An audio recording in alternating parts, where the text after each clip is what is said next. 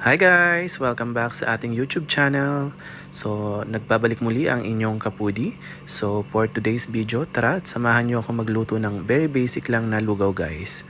So, tara na, mag-start na tayo. So, kakailanganin natin dyan ng bawang, sibuyas,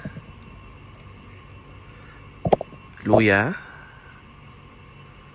syempre sili. Kakailanganin din natin dyan ng chicken cubes. You can use any cubes na gusto nyo guys, pork or chicken. And then kailangan din natin dyan syempre ng malagkit. Hinaluan ko na lang yan ng regular rice. Ng ating seasoning na Magic Sarap. You can use any seasoning you want.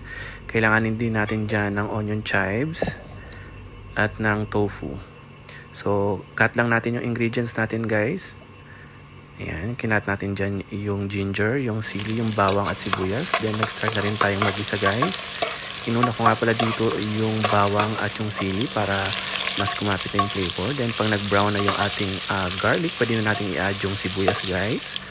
Halu-haluin lang natin yan ng konti. Then, pwede na rin natin dyan i-add yung ginger. Ayan. Then maya-maya nga guys ay maglalagay na rin tayo dyan ng patis. I'm adding patis for our lugaw guys, so it will add another flavor sa ating dish. Then halu-haluin lang natin yan guys ng konti. Then pwede na natin ilagay dyan yung nahugasan natin na malagkit at regular na rice. Then haluin lang natin yan ng konti guys. Then, pwede na rin tayo dyang mag-add ng water.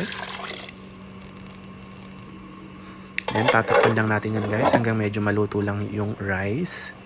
So, huwag nyo kalimutang check chicken guys kasi baka mamaya natuyan na pala siya. Add water as needed. Haluin lang natin yan ng onti guys.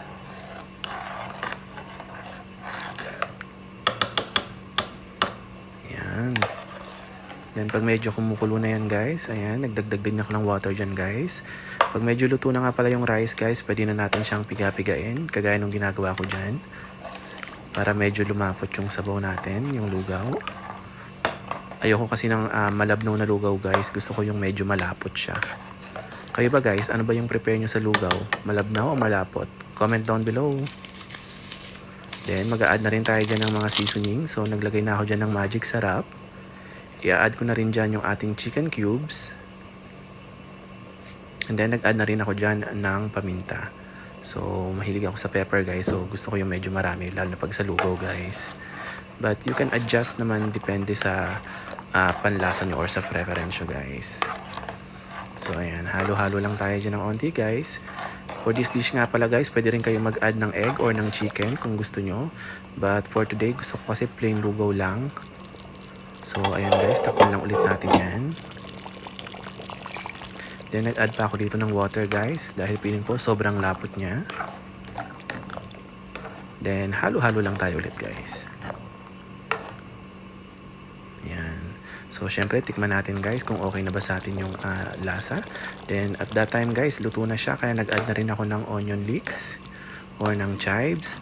Then, hinalo ko lang yan ng konti. And then, sinet aside ko na siya guys. So, yun na yung lugaw natin guys. Basically, luto na yan. Yun.